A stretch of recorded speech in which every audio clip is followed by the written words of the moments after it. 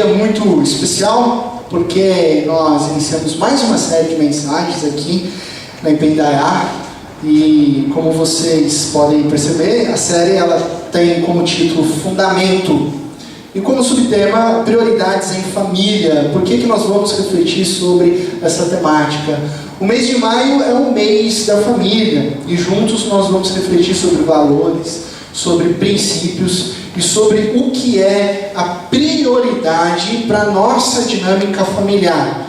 E aqui não importa o tipo de configuração familiar que você vive, não importa se o seu filho é pequenininho ou se os seus filhos já voaram e já são adultos, não importa se você está numa dinâmica diferente, enfim, o que importa é o que você está vivendo hoje e o fundamento que Deus tem para a sua vida e para a nossa vida nos dias de hoje. Uma casa sem fundamento, ela não permanece.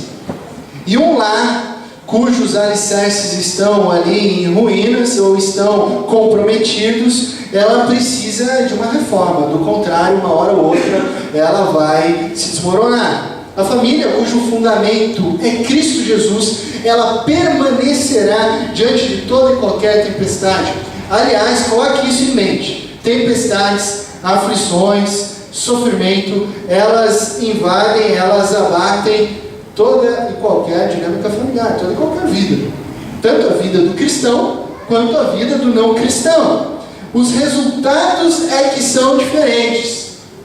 Depende do jeito e da maneira como a sua família, o seu alicerce está enraizado na rocha que é Cristo Jesus. Então, os resultados são completamente diferentes daquelas famílias que constroem um fundamento em Cristo Jesus. Portanto, apertem os cintos e nós vamos refletir juntos sobre essa temática, sobre o fundamento para o seu lar, sobre as prioridades para uma dinâmica familiar.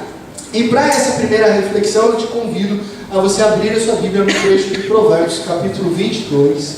Provérbios, capítulo 22, do verso 1 ao verso 6. Eu vou projetar aqui, mas como hoje, nessa noite, a gente vai ficar basicamente nesse texto e de uma mensagem até expositiva, é interessante que você mantenha a sua Bíblia aberta. Se você trouxe caneta e gosta de sublinhar ou anotar, fique à vontade. Provérbios capítulo 22, do verso 1 ao verso 6.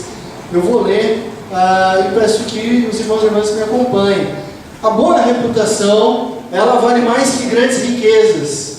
Desfrutar de boa estima vale mais do que prata e ouro. O rico e o pobre têm isto em comum: o Senhor é o Criador de ambos.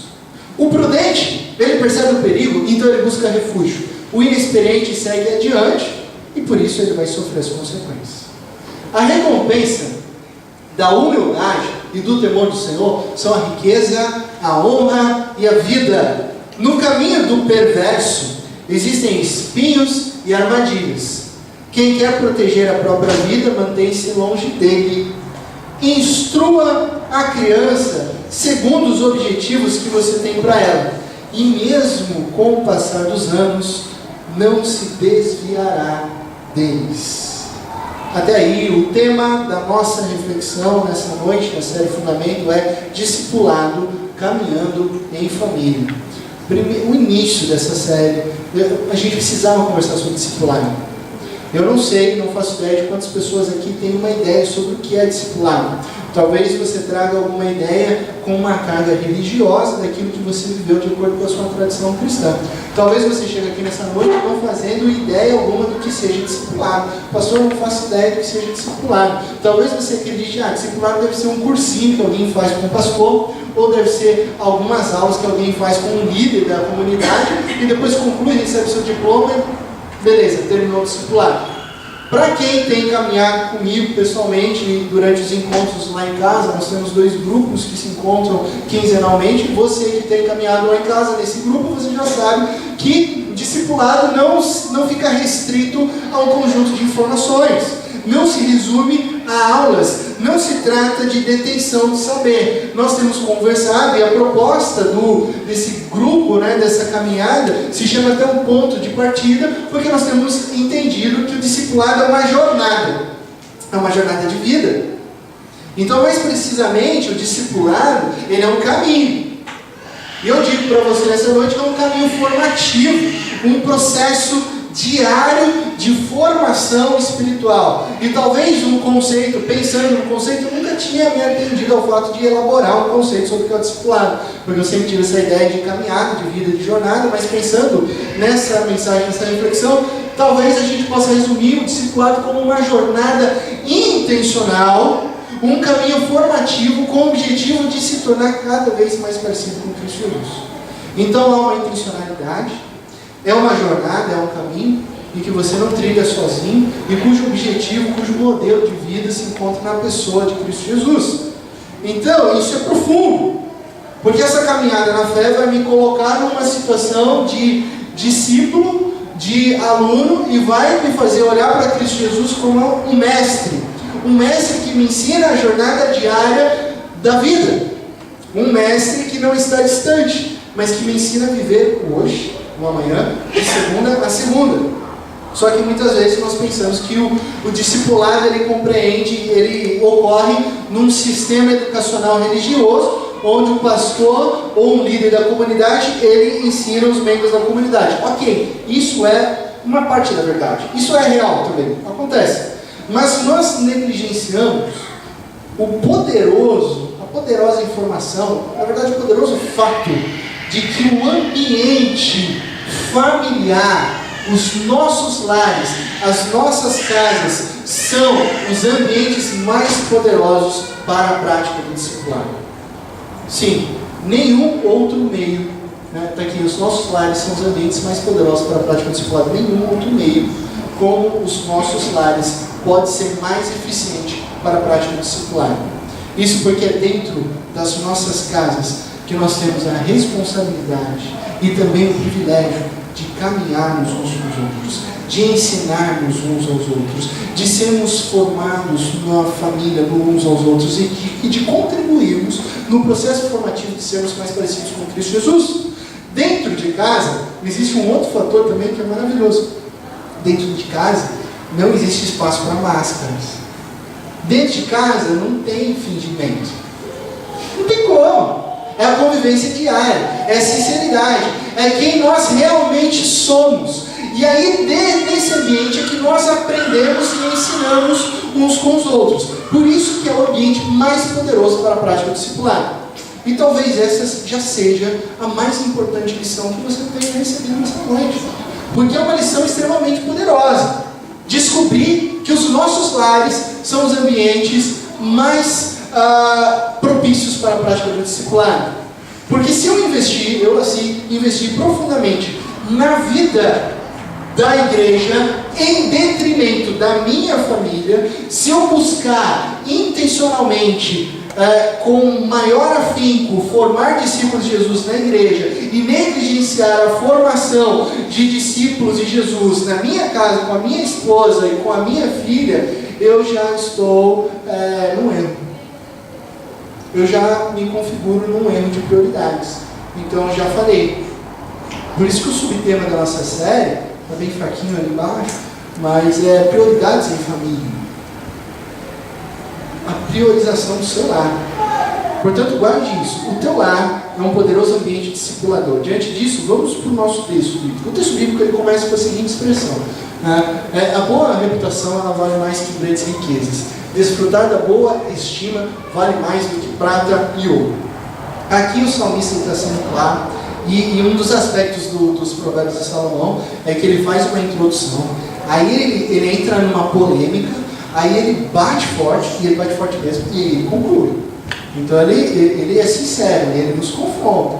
E esses provérbios são provérbios de sabedoria, que formam a nossa jornada diária. Aí ele está falando sobre riquezas, ele está falando sobre reputação. Eu não sei qual ideia romântica de vida você tem. Eu não sei como é que você tem pensado a vida de acordo com os seus princípios, seus valores. Eu não sei o quanto de Branca de Neve você assistiu, o quanto de Cinderela você assistiu. Eu não sei se você é muito romântico, se você é pouco romântico nesse universo. Mas você sabe que conversa fiada e paixonite aguda não enche a barriga de ninguém. Você escutou esse ditado? Conversa fiada e paixonite aguda não enche a barriga de ninguém. Então mesmo você sendo uma pessoa romântica, você há de concordar comigo que o dinheiro tem a sua importância. Ele tem a sua importância. Se você está pensando em família, constituição de família, ou você já vive uma dinâmica familiar, você sabe que o dinheiro tem o seu lugar. Que eu e você precisamos pagar contas. Que eu e você precisamos nos preocupar e termos projetos e termos sonhos. Que eu e você, nesse Brasil, precisamos nos preocupar com segurança. Nós precisamos investir em educação. Nós precisamos investir em lazer. Então o dinheiro ele tem a sua importância, ele tem o seu lugar. O dinheiro em si ele tem o seu valor. O problema é quando nós estabelecemos uma relação disfuncional com o dinheiro. Aí mora o perigo. Quando nós distorcemos, quando nós tiramos o dinheiro do seu devido lugar, quando nós paramos de olhar para o dinheiro, para as riquezas como meio e começamos a olhar para o dinheiro, para as riquezas como um fim em si mesmo. E aí ele se torna o resultado das nossas vidas. Aí ele se torna o objetivo das nossas vidas. Aí ele se torna um falso Deus nas nossas vidas. Então o dinheiro, ele tem o seu devido lugar. Ele precisa ficar no seu devido lugar. Não são poucos os exemplos de pessoas que se equivocam no trato com o dinheiro.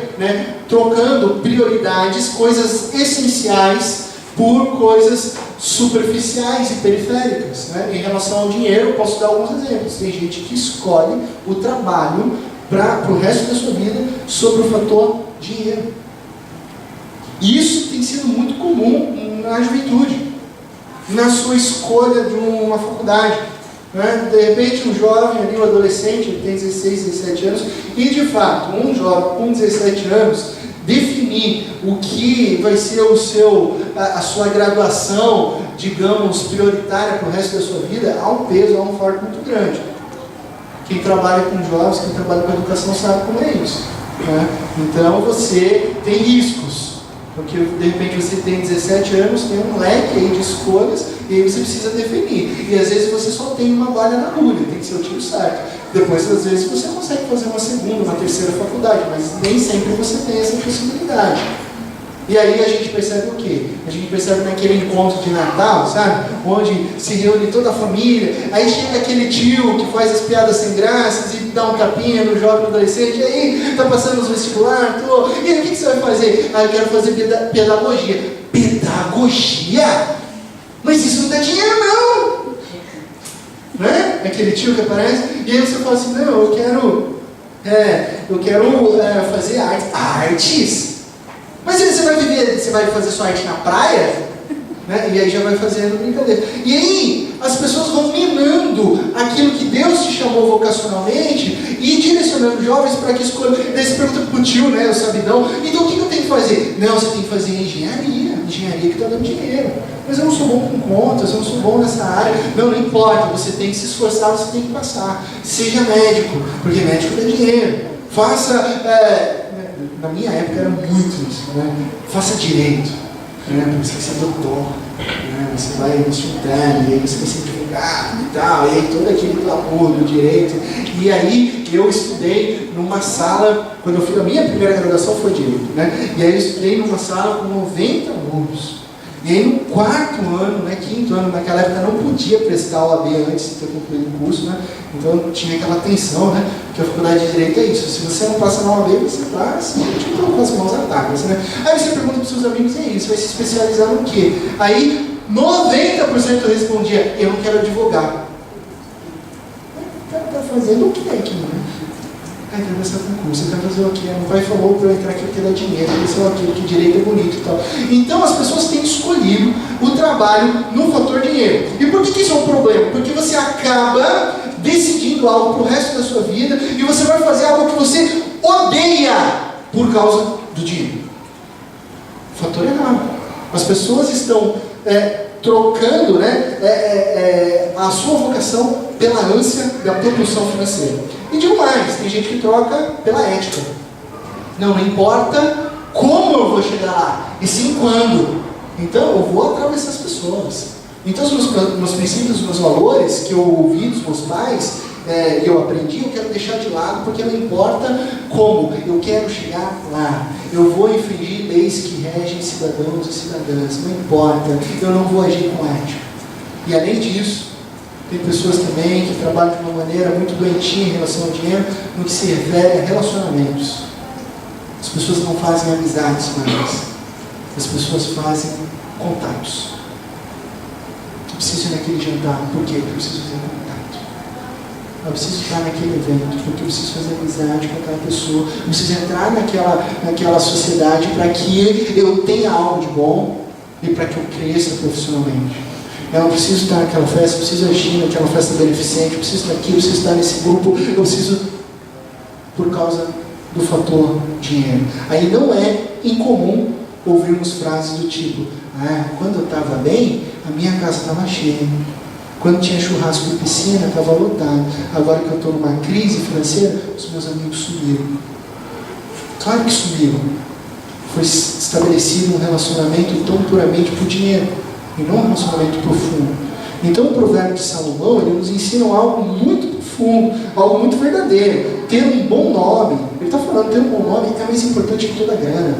É isso que ele está falando. Porque a grana, ela revela o que você faz ou deixa de fazer pela grana que você tem. É isso que a grana faz. Agora, a boa reputação, ela revela o que você faz ou deixa de fazer pelo caráter que você tem. Esse é o ponto. E veja bem, eu não estou aqui dizendo que quem tem dinheiro tem mau caráter. Não é isso que eu estou dizendo. Até porque a Bíblia afirma para mim e para você que há ricos justos e ricos injustos. E a mesma Bíblia afirma para mim e para você que há pobres justos e pobres injustos. O que a Bíblia nos diz nesse verso de Salomão e que está nos dizendo é que quem constrói a sua história, quem constrói a sua família, quem constrói o seu lar sobre o fundamento, sobre a plataforma chamada dinheiro, essa pessoa vai investir em tempo, esforço e dedicação em coisas completamente superficiais e periféricas em detrimento do que é essencial. E eu já conheci pessoas que viveram a vida atrás da plataforma da riqueza e não viram os seus filhos crescendo. Não viram os seus filhos crescendo. E mais, eu conheço histórias, porque a vida ela prega peças, né? De um rapaz, né? Um senhor, coração do tamanho do mundo, mas que correu atrás do financeiro. E o trabalho dele estava relacionado a viagens. Então ele não ficava em casa. Então ele viajava e ficava meses fora. Ele viajava e ficava, às vezes, 3 meses fora, viajando e trabalhando.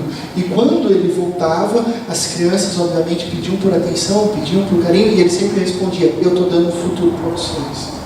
Eu estou dando um futuro para vocês. E ele deu, e ele ralou, e ele trabalhou, e ele trazia o dinheiro para casa, e ele trazia o pão, ele trazia muito mais. As crianças cresceram numa situação muito confortável. Só que como o futuro não nos pertence, quando os seus filhos, um estava na faculdade, o outro estava prestes a entrar, ele foi diagnosticado com uma doença incurável. E o médico disse que ele tinha 1 ano de sobrevida. Aí ele parou de trabalhar e ficou confinado. E ele teve 8 meses de vida. E um filho entendeu, o outro não entendeu. O outro, até hoje, ele fica reverberando. Onde estava meu pai? Meu pai fez uma missão errada. Então, são escolhas que nós fazemos na vida. E eu digo isso com toda certeza, olhando para esse texto bíblico. Tudo o que é essencial nas nossas vidas não dá para passar no cartão de crédito. O que é essencial você não passa no cartão de crédito. Alegria não passa no cartão. Dignidade não passa no cartão. Misericórdia não passa no cartão. Presença, sorriso, abraço não passa no cartão. Agora a questão da essência formativa, de quem nós somos, independe de tempos bons ou tempos ruins, financeiramente falando. Como é bom ouvir frases do tipo: fulano de tal? Eu conheço. Tom, eu conheço. Pode confiar. Como é bom a gente ouvir isso. Não é? Independente da situação, Davi eu conheço. Eu sei quem ele é. Pode confiar. Isso é bom nome. Ele cumpre o que diz. Isso é boa reputação. Isso não se passa no cartão. Isso se constrói na caminhada, numa história. E veja bem, Salomão, o autor desse livro, ele não está dizendo que possa existir pessoas então perfeitas ou imaculadas. Não, ele não está dizendo isso. Nós somos falhos, nós erramos, nós cometemos vacilos. Mas ele está dizendo que aqueles que fazem do fundamento o dinheiro, deixam de lado as coisas essenciais, as coisas que realmente importam.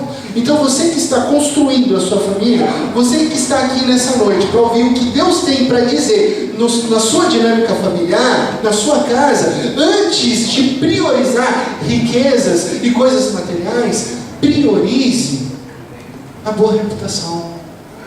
Priorize as coisas fundamentais. Preocupe-se em transmitir para os membros da sua família conceitos e valores de cordialidade, dignidade, amor, respeito, confiança. Compartilhe perdão, transmita alegria, ensine a verdade, ensine a ética, ensine princípios e valores, porque é isso que faz diferença. Então Salomão começa esse capítulo já de uma maneira impactante. Aí ele continua, ele vai além, ele diz o seguinte: o rico e o pobre, ele tem isso em comum. O Senhor é criador de ambos. Então, como faz parte da literatura de Salomão ele ser um pouco mais polêmico, aqui ele pontua: se você não entendeu, a riqueza não é um fim, a riqueza não é um objetivo. Sabe por quê? Porque rico e pobre são iguais diante de Deus. Rico e pobre foram criados por Deus. Não há nada que um faça para fazer o melhor ou pior do que o outro. Ambos são criaturas de Deus. Existem coisas que eu faço no pastorado, né, nessa minha vocação, fui chamado por Deus para isso, que são, assim, maravilhosos. Não tem nem como explicar com palavras o que é celebrar um casamento. Não tem. Até porque tem um fato interessante, talvez vocês não saibam. Enquanto a noiva e o noivo estão de costa para todos vocês, estão de frente para mim. Então eu fiz muito casamento nos últimos 2 anos. O pessoal lá em Leme quis casar, foi uma bênção, né? E se quer casar, vamos lá, pastor tem. E é maravilhoso você ficar durante 30 minutos vendo aqueles olhos brilhando. Então eu vejo isso, vocês não veem. Esse é o privilégio, né? Os olhos brilhando, o sorriso, isso é um presente de Deus. Batismo é uma maravilha. Tanto dos pequenos que ainda não sabem de nada, não têm consciência, mas que são trazidos diante de Deus, porque os pais firmaram um compromisso diante do Eterno, como das pessoas com consciência adultas que mostram claramente que foram transformadas de vida. Então, tiveram as vidas transformadas por Deus. Então, isso é uma maravilha. Só que há coisas no trabalho, há coisas na nossa vocação que são extremamente delicadas e difíceis. Não sei se você já ouviu aquele ditado de tipo: faça o que você ama, aí você não vai precisar trabalhar. Mentira. Mentira, frasezinha de Facebook. Mentira. Faça o que você ama e você não vai precisar trabalhar. Mentira. Sabe por que é mentira? Porque todo trabalho, toda vocação tem as suas partes difíceis. Faça o que você ama e se tornará mais fácil, obviamente.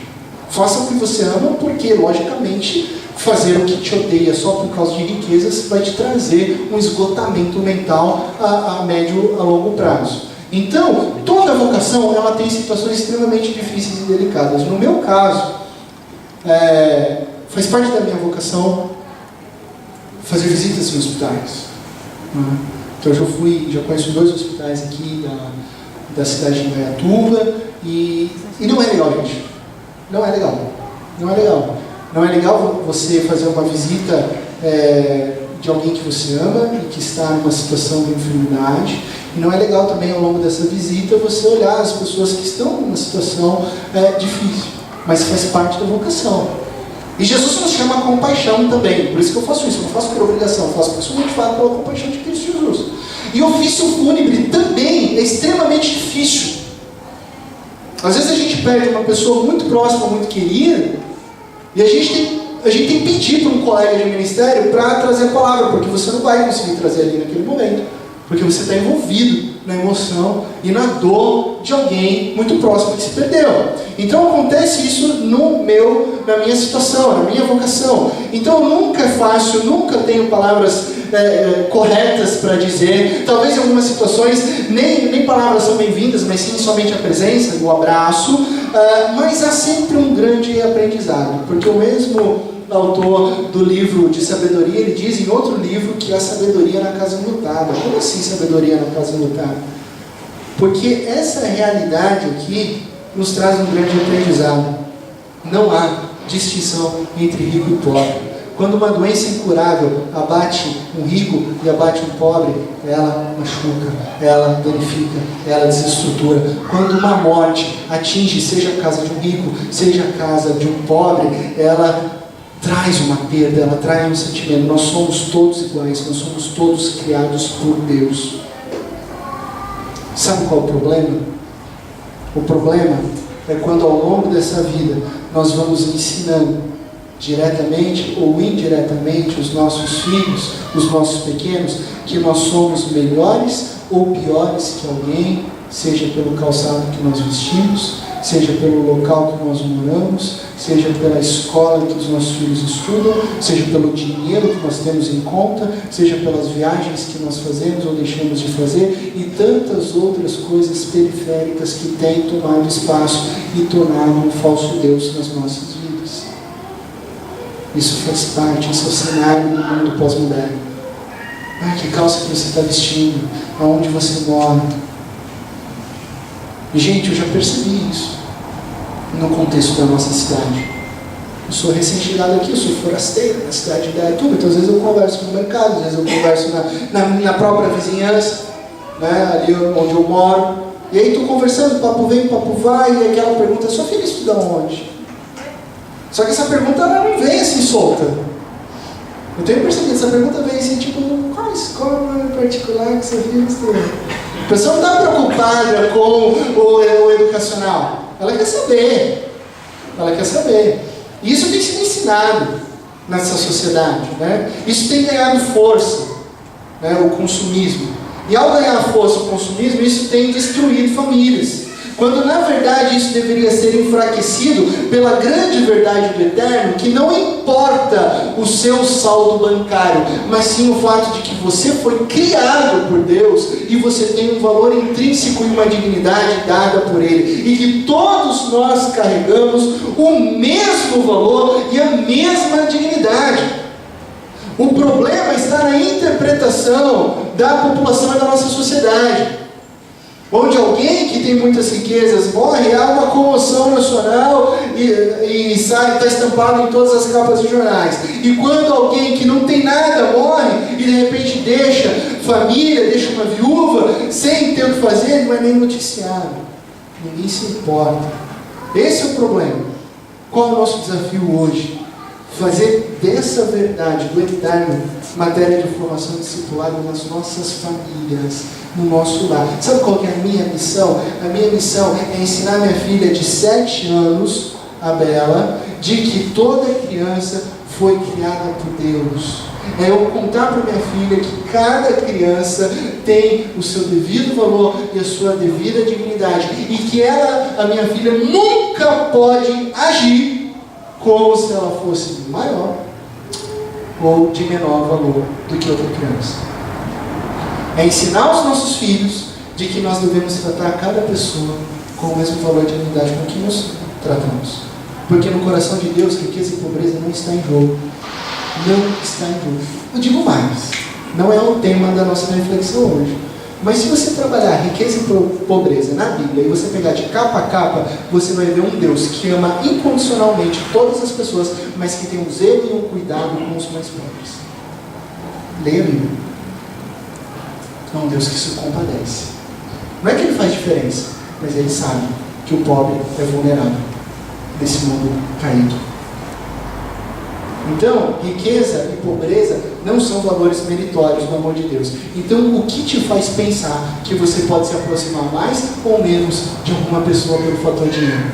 Tá certo? Então, primeiro verso que nós Primeiro princípio nesse conjunto de versos: o bom nome vale mais do que muita riqueza. Segundo princípio: Deus nos fez a todos ricos e pobres. E ele continua: a recompensa da humildade e do temor do Senhor são riqueza, honra e vida. Então é consequência. Então o que você precisa fazer? Vá e busque humildade. Mas pastor, o que é humildade? Essa é uma grande pergunta. Essa é uma grande pergunta. O que é humildade? Sabe por quê? Porque muitas pessoas confundem o significado desse sentimento. Às vezes até os dicionários deixam a desejar, né, o real significado do que é humildade quando eles trazem consigo. Eu procurei no dicionário e aí um trouxe assim: sentimento de inferioridade. Será que humildade é se depreciar? É se sentir inferior? Não.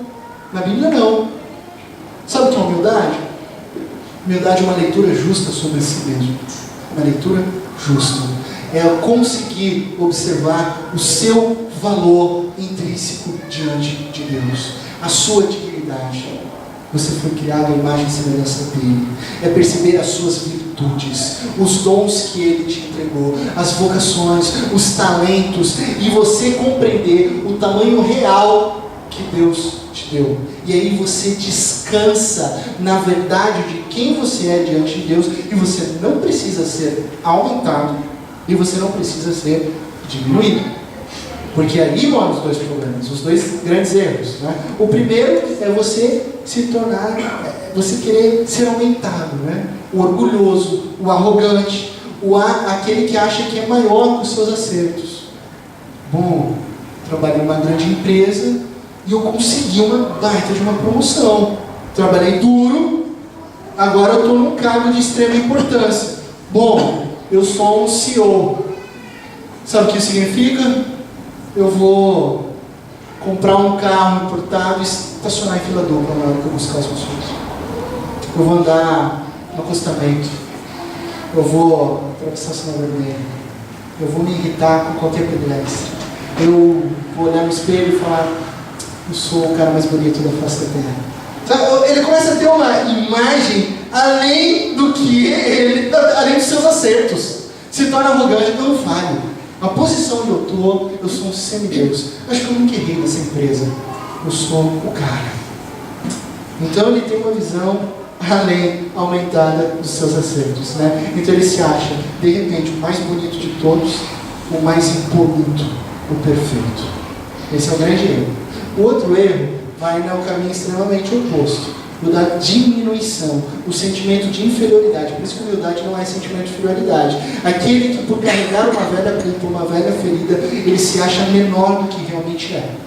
Então ele traz aquela velha culpa, aquele velho erro, ele não consegue se perdoar, e aí ele vive uma vida amarga e infeliz.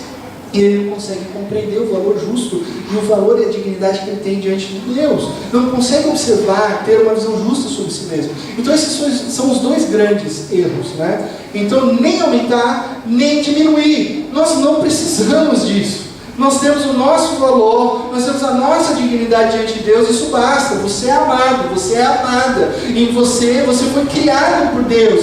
Em você habita o Espírito Santo de Deus. E Deus tem planos bons de esperança para a minha vida e para a sua vida. E nos chama a caminhar em princípios e valores dentro da nossa família e além dela. Por isso a recompensa da humildade é riqueza, honra e vida. Essa é a recompensa de quem trilha uma jornada buscando o fundamento que é Jesus. O temor do Senhor é ter Cristo Jesus como fundamento dos nossos lares. Honra, vida, riqueza. Isso são consequências da família que tem como fundamento o nosso Deus. O perverso e o imprudente, né, tem alguns exemplos ali no meio do verso, eles não estão nem aí com esses valores essenciais. Eles estão correndo atrás de coisas periféricas, que a médio ou longo prazo trarão a sua conta. Então o caminho deles, o Salomão diz, que são cheios de armadilha, buracos, espinhos, perigosos. A recompensa da humildade e do temor do Senhor são a riqueza, a honra e a vida. Aí Salomão conclui com um dos versículos mais conhecidos, né, dentro da tradição cristã. Ele diz o seguinte: instrua a criança segundo os objetivos que você tem para ela, e mesmo com o passar dos anos, não se desviará deles. Eu quero compartilhar também esse mesmo versículo numa versão um pouco mais vintage, uma versão um pouco mais clássica, porque ela foi mais propagada, que é esse versículo: ensina a criança no caminho em que deve andar, e ainda quando for velho, não se desviará dele. Quem aqui já ouviu ou já conhecia esse verso? Levanta a mão. Que legal, bastante gente. Esse verso é muito propagado, ele vinha até nos escrevidos, cartõezinhos, você escrevia no presente para alguém, para uma criança. Mas, será que nós conhecíamos esse verso dentro desse contexto? Porque às vezes a gente tem também o péssimo hábito de fazer da Bíblia uma caixinha de promessas, E aí a gente perde muito da mensagem que está dentro de um contexto maior. No nosso caso, esse verso 6 de Provérbios 22 é a conclusão de um grande provérbio, que é um grande alerta para mim e para você não fazermos a plataforma das nossas vidas, a plataforma das nossas famílias, a riqueza, e construirmos um fundamento real e essencial. E esse verbo então traz consigo uma ordem. O verbo hebraico ali é imperativo: ensina, instrua. Um verbo hanak. É o mesmo verbo que aparece em Deuteronômio capítulo 20, dizendo: consagre o templo ao Senhor. Consagre a sua casa ao Senhor. É o mesmo verbo que aparece em Neemias capítulo 12, quando eles estão consagrando, dedicando os muros de Jerusalém a Deus. Então há uma dedicação, há uma separação entregue ao Senhor. E aqui esse provérbio retrata que, assim como é utilizado esses verbos na consagração e em outras situações, é também dedicado a uma criança. Os pais se dedicam e consagram os seus filhos para que eles sejam treinados, instruídos, direcionados nos caminhos do Eterno. Agora, se a palavra hebraica sugere essa separação, ela também está sugerindo para mim, para você, um treinamento específico. E esse treinamento infantil envolve o ensinar a criança. Ensinar a criança o quê? Ensinar ela a trilhar o caminho longe do mal, longe da superficialidade, longe de falsos fundamentos, que não são os caminhos do Eterno, e direcioná-las até Deus. Ensine a criança no caminho. E se você observar a ideia geral do livro de Provérbios, é que existem dois caminhos. O autor vai dizer sempre dois caminhos. Tem o caminho dos sábios, dos prudentes, dos justos, e tem o caminho dos insensatos, dos tolos, dos perversos. E um caminho de treinamento e instrução. O outro não tem nenhum treinamento, nenhuma instrução. Então a gente pode olhar e perceber: ensina a criança no caminho que deve andar, e ainda quando for velho, não se desviará dele. E a gente pode concluir: ou você pode ensinar a criança a seguir a vontade que ela quer, as suas inclinações. Deixa uma criança fazer tudo que ela quer. Eu sou pai de criança. Nós temos aqui pais que já viram os filhos crescendo. Deixa o teu filho fazer tudo que ele quer, e espere a conta chegar. A gente pode fazer um provérbio: deixe de instruir seu filho, deixe ele viver a sua vontade e a sua má inclinação, e quando ele for velho, ele não se desviará dos seus maus caminhos. Essa é a grande verdade também. Então existe apenas um fundamento, existe apenas um caminho, e esse é o nosso desafio como pais e mães. Agora, como se dá esse treinamento é muito importante, porque o caminho que eu ensino, a verdade que eu quero compartilhar com a minha filha, não é a verdade que eu aponto: olha filha, é lá, olha, por ali. Não, mas o que eu verdadeiramente ensino é aquilo que eu trilho, é aquilo que eu faço. Mais do que apontar, é fazer.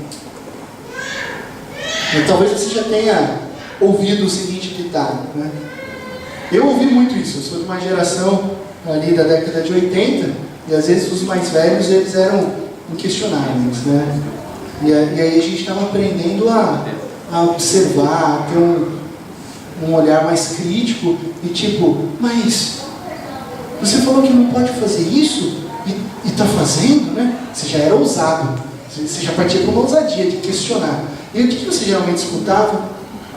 Faça o que eu falo, e não faça o que eu faço. Então você vai fazer o que eu digo, mas não faça o que eu faço. E aí você ficava quietinho: desculpa, não falo mais nada. E aí você ia questionar, você tomava logo uma bronca dessa. Um ditado que começava muito bem: faça o que eu faço, mas que terminava de uma maneira totalmente desastrosa. Não faça o que eu faço. Nunca diga isso para uma criança. Nunca diga isso para ninguém. Vá além do seu ambiente familiar. Vá além da educação dos filhos. Como chefe, como cargo de liderança, nunca diga isso aos seus subordinados. Chegue no horário aí, quero a agenda completinha. Se a sua agenda é uma bagunça, não faça isso. Não faça isso. Sabe por quê? Porque os seus filhos, as pessoas que aprendem com você, perdem a referência que eles têm de você. O caminho que nós ensinamos é aquele que nós trilhamos. Os pequenos aprendem com exemplo. Daí eu quero compartilhar um vídeo, o Marcos vai colocar um vídeo aqui sobre como, agora sendo mais específico, como os pequenos aprendem. Talvez você já tenha visto esse vídeo, ele é um comercial australiano, e ele foi muito famoso alguns anos atrás. Presta atenção nesse vídeo. Looks like rain again today. Dark clouds gather and fill the sky. Don't know how to talk to you, just know how to say goodbye. Have you actually got a driver's license? I don't think so. Go back where you came from. Learn to speak English. Go back where you came from.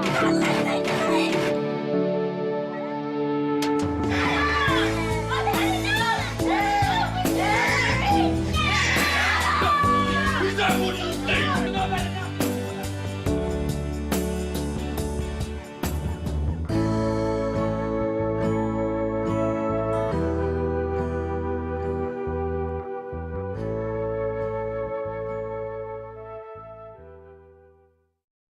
Crianças vêm, crianças fazem, as crianças aprendem pelo exemplo. Percebe que esse ditado, faço o que eu digo, não faço o que eu faço, é totalmente equivocado. Totalmente equivocado. Jesus vai contra esse ditado. Quando Jesus lá no capítulo 7 de Mateus diz: quem ouve as minhas palavras e não as pratica, é como um insensato, um tolo, um completo idiota. Nossa, pastor, como você está sendo duro com as palavras? Eu não. Jesus, a palavra grega, refere-se exatamente isso. Quem ouve as palavras de Jesus e não as pratica é um completo idiota. É aquele que constrói a sua família, aquilo que é mais precioso, na areia, sem fundamento algum, prestes a ruir. Mas aquele que ouve as palavras de Jesus e age de acordo com as palavras de Jesus e as pratica, é como um construtor cheio de sabedoria que edifica aquilo que lhe é mais importante, que é a família, que é o ambiente familiar, na rocha, em Cristo, aonde será sustentado sempre. Vai deixar tudo o que é periférico para depois e correr atrás do que é essencial, formar pessoas dentro do ambiente familiar. Esse é o sábio. Se eu quero ensinar a minha filha a não jogar papel no chão, eu não posso jogar papel no chão. Vou além. Se eu sou o cara, e agora vou falar de mim, né? Vou pegar no meu pé. Se eu sou o cara que fica todo momento checando WhatsApp, trabalho, e-mail, como que eu vou falar para minha filha que ela não pode ficar muito tempo no YouTube Kids? Minha filha tem 7 anos e ela já falou para mim: papai, você só fica na frente do computador, você só trabalha. Papai, você comprou um jogo e faz 2 semanas que a gente não jogou. Pai, quando que a gente vai continuar o Star Wars? A gente parou no quarto filme. Coisa que eu escutei recentemente. E o tempo foi passando. E aí? O que construímos, nós não ensinamos apontando, mas sim vivendo. Mas sim dando exemplo. Ouça o que Deus diz. Esse é um bom provérbio. Ouça o que Deus diz e faça o que Jesus fez. Ouça o que Deus diz e faça o que Jesus fez. Aplicando, esse é o maior desafio para a nossa vida. Priorize ser um discípulo de Jesus dentro da sua casa. Eu não faço pessoas parecidas com Jesus só pregando domingo à noite, mas sim sendo um discípulo de Jesus de segunda a segunda, alguém que procura viver como o Mestre Jesus. Jesus pode até ser um cara legal que eu aponte aí para você, mas se ele não for uma realidade na minha vida, se ele não for um mestre para mim, se ele não for redentor da minha vida, então é tudo falsidade, é tudo fingimento, eu não estou vivendo para ele. Eu não estou sendo um discípulo. Ser discípulo é perceber, é viver diariamente os ensinamentos de Jesus de tal forma que as pessoas vejam a luz de Cristo brilhando em você. Isso é ser discípulo. Essa é a riqueza, essa é a honra, essa é a vida de uma dinâmica familiar fundamentada na rocha. As pessoas dizendo: Amara, eu conheço, ela é uma discípula de Jesus. Isso é fundamento. O Ayrton, sim, eu conheço o Ayrton. Aliás, eu vi o Ayrton fazendo o que Jesus fez. A Cris, pode confiar, ela vive os ensinamentos de Jesus. Isso é fundamento. E não é porque nós somos sensacionais e que nós não erramos, mas porque a graça de Deus, operada através do poder do Espírito Santo, está habitando no seu coração. E nós somos transformados diariamente por Jesus. Somos chamados a construirmos os nossos lares e a vida nele. Qual o desafio para as nossas vidas hoje? Qual o desafio para a sua família? Seja intencional no discipulado familiar. O campo missionário do discipulado não está lá fora, está dentro da tua casa. A jornada do discipulado não tem idade. Talvez você tenha filhos grandes, talvez você nem tenha filhos, isso não importa. Não importa, porque não tem apenas a ver com os legados que nós deixamos para os nossos pequenos, mas sim o quanto você pode influenciar quem está ao seu lado, o quanto você pode ser um discipulador da sua esposa, o quanto você pode ser um discipulador do seu esposo, o quanto você pode ensinar os ensinamentos e contribuir uns com os outros, com o seu pai, com a sua mãe, com quem convive com você dentro do seu lar. No ambiente familiar, onde todos contribuem uns com os outros para serem discípulos de Jesus. Discípulos que não constroem a família em fundamentos periféricos, mas sim no fundamento essencial, Cristo Jesus. E assim que a gente possa ensinar com palavras e ações, a ponto das pessoas perceberem que Cristo Jesus reina não somente nas nossas vidas, mas nos nossos lares. Amém?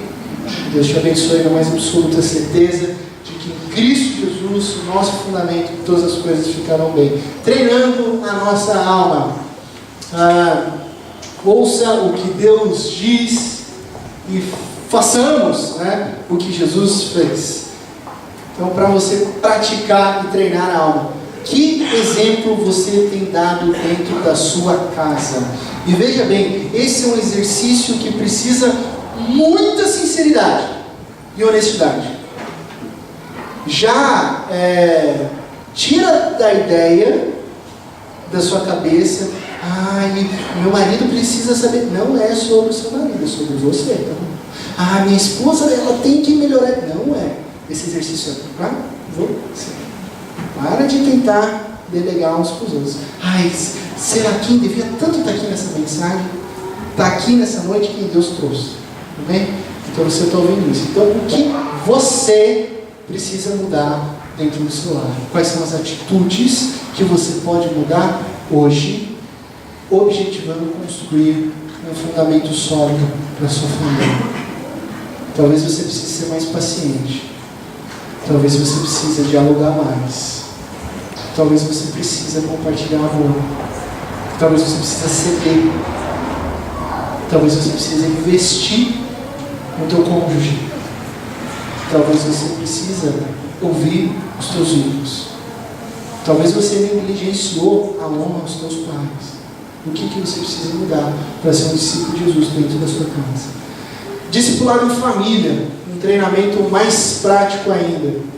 Coloque em sua agenda pelo menos um dia da semana para reflexão bíblica em família. Agenda. Se você não agendar, vai passar. Se você não tem esse hábito, você precisa construir. E é E é em família. Por isso que eu deixei ali em caps lock, em família. Porque você pode falar, pastor, mas eu oro todo dia pelos meus filhos, eu oro todo dia pelo meu marido, eu oro todo dia pela minha mãe. Eu sei, glória a Deus por isso que você tem um momento devocional individual com Deus. Mas eu estou falando aqui sobre um momento em família. Nós vamos nos reunir, nós vamos abrir um texto bíblico, nós vamos compartilhar o que Deus tem no seu coração, o que Deus tem no meu coração, e juntos nós vamos orar. É a construção do alicerce, do fundamento para a sua família. Sabe? Às vezes o seu filho, às vezes você não perguntou até hoje para o seu filho durante a semana qual foi o ponto alto dele na escola, qual foi o ponto baixo. E ele esteja ansiando para compartilhar essa dor ou essa alegria com alguém. E nós estamos perdendo tempo. Construa a sua família no fundamento que é Cristo Jesus. Amém? Nós vamos cantar uma canção. Essa canção ela vai nos acompanhar durante essa série. E ela fala sobre construção, ela fala sobre construir um fundamento sólido que é Cristo Jesus.